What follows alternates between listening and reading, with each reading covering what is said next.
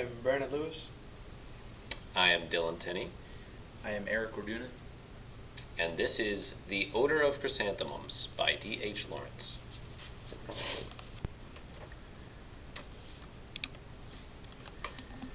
The Odour of Chrysanthemums by D.H. Lawrence. Brandon Lewis, Dylan Tenney, and Erick Orduna. David Herbert Lawrence, or otherwise known as D.H. Lawrence, was born in Nottinghamshire, England, in September of 1885, as it can be seen on the map to the right. He was the fourth child of his father, Arthur John Lawrence, and his mother, Linda Lawrence. His father, Arthur, was a coal miner in the mining town of Eastwood, England. Lawrence's mother, Linda, worked in a lace-making industry, but was very well educated, coming from a middle-class family. Linda encouraged D.H. at a young age to surpass his working-class upbringing and strive for a better life for himself. Lawrence went to Bew Vale Board School and showed a great mind for literature. Because of this ambition he showed, he was awarded a scholarship to Nottingham High School. At 16, Lawrence left high school and went to work many jobs. But the job he enjoyed the most was being a pupil teacher at the British school in Eastwood. This encouraged Lawrence to attend the Pupil Teacher Center in Ilkerson, and he then became a teacher. After learning, he took up a teaching position at Davidson School in Creighton and stayed there until 1912. Throughout his teaching, he also wrote two of his more famous works, The White Peacock and The Trespasser. Both of these writings were semi-autobiographical, as they related very closely to Lawrence's childhood and hometown. However, in 1912, Lawrence fell seriously ill, and he decided to leave his teaching position and return home to Nottinghamshire. Shortly after returning home, Lawrence sought out his old professor, Ernest Weekly, for help on one of his stories. And while conveying with his old professor, Lawrence soon fell in love with the professor's wife, Frida. Lawrence and Frida soon eloped to Germany to get married. After being officially wed, Lawrence and Frida went back to England. Lawrence and his newlywed wife were confined to England for most of the wartime throughout World War I.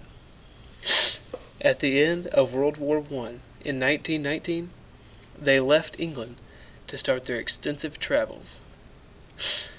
The Lawrences traveled to Europe, Mexico, and Australia.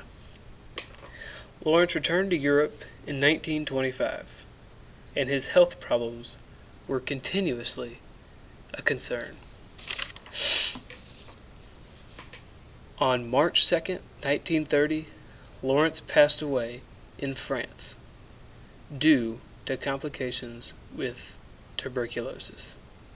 To this day, Lawrence is still considered one of the best writers for this time. This is Dylan Tenney, and I'm reading historical info and the time period in which this story was written. In the late 19th century and early 20th century, when Odour of Chrysanthemums was written, the coal mining industry was a massive part of England's lower-class society. Miners often lived in mining villages, where most of the workers in the village worked in the mines, and some communities had begun to form trade unions. Mining became a large political issue due to the hazardous working conditions and low wages miners faced. In fact, in the United States, there were small battles fought between coal miners and the barons that owned the mines. The most famous mining uproar of this time period was the Battle of Blair Mountain in 1921. Miners had been attempting to unionize for many years at this point, and mine owners had responded with lethal force. A detective company, Baldwin Felts, attempted to arrest a leading union organizer, and a shootout occurred. This was the last straw for a lot of miners, and around 10,000 of them started marching to Mingo County, but they were apprehended by local law enforcement at Blair Mountain. Although only 15 miners are estimated to have died, this was the biggest example of outrage at poor working conditions of the time period, and eventually led to new laws being put in place. Mines became the poster child of the struggle to popularize unions because of how dangerous they were and how little protections they had. Lawrence's father was a miner himself, and likely was inspiration for the character of Walter in Odour of Chrysanthemums. This is a picture of a group of pit boys who were waiting to work in the Surland and Alfreton pits in Derbyshire, England, in 1905. Child labor, although illegal now, child labor was an integral part of the economy. Since the mid-19th century, it was common for young boys, sometimes no older than 10 years old, to accompany men in the mines for work. Children were used to get into spots in the mine where the grown men could not, and many suffered various diseases and injuries, such as black lung. Here are some major works by D.H. Lawrence. Some of his novels were Sons and Lovers, The Rainbow, Women in Love, John Thomas and Lady Jane, and Lady Chatterley's Lover. Some of his short stories were, obviously, Odour of Chrysanthemums, The Virgin and the Gypsy, and The Rocking Horse Winner. Okay, this is Erick Orduna now talking, and I will now be presenting to you the summary. The story begins talking about a single evening in an English mining town, about the life of the Bates family. The coal miners there look like shadows because of the coal dust that covers them. This symbolizes in the story that darkness connects with death and is attached to their skin, which, like, it suggests the danger that is attached to them while they're working. Well, anyways, Walter, the father, is a miner and ends up being abnormally late to dinner that night. Once her daughter Annie gets home, they sit down for dinner. Elizabeth, the wife, is super not pleased that Walter isn't home yet, and she is open to the kids that she is suspicious that Walter is at a bar. She says that he is going to have to sleep on the floor when they finally carry him home from the pub. She is very right with this statement, but has no idea about the circumstances. Eventually, Elizabeth puts the kids to bed and goes out looking for her husband. She goes out to talk to the neighbors, the Wrigleys, about his whereabouts, but she is not able to track him down. Mr. Wrigley offers to go out and look for him. Her neighbor Wrigley later comes by and states that her husband has had an accident, but as far as he knows, Walter is still alive. However, that statement turns out to be very incorrect. Another man comes by a little later and tells her that her husband has passed away for some time now. 3 men, the pit manager, another coiler, and the doctor bring in Walter's body in the house, and they lay out his body on to the floor. So as you can see, Elizabeth was very right about him being carried home and sleeping on the floor. Just not about the circumstances, of course.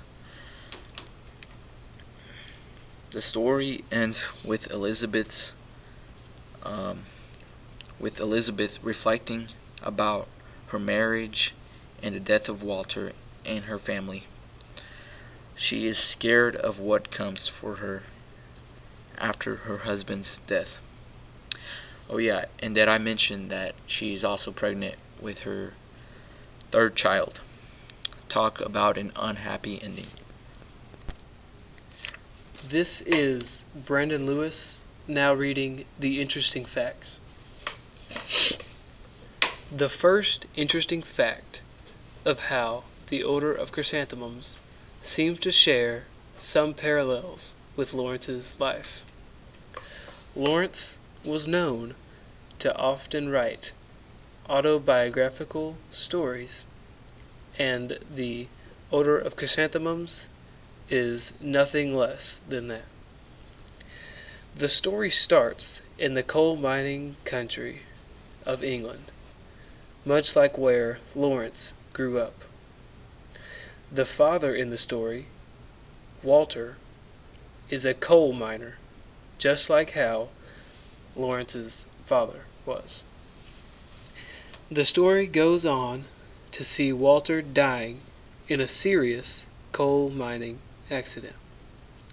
Throughout the story, you can easily see how Lawrence has related his own personal experiences with that of the story.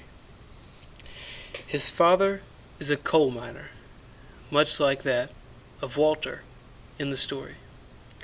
And the location of the story is in a coal mining town in England. Basically, the exact place where Lawrence grew up. The next interesting fact is how the name, the Odour of Chrysanthemums, is because chrysanthemums can be seen in both life and death throughout the story. Chrysanthemums can be seen at Elizabeth's wedding day, as well as in the parlor when Walter dies. This perfectly describes how the chrysanthemums play a role in the short story. Another interesting fact is how during the wartime of World War I, both Lawrence and his wife Frida were looked upon suspiciously in Allied countries. This was because Frida and her father were both German. We assume this was a hard time for Lawrence and his wife, because being treated as an outcast can be hard on anyone. Next is our works cited and this goes on for 2 slides.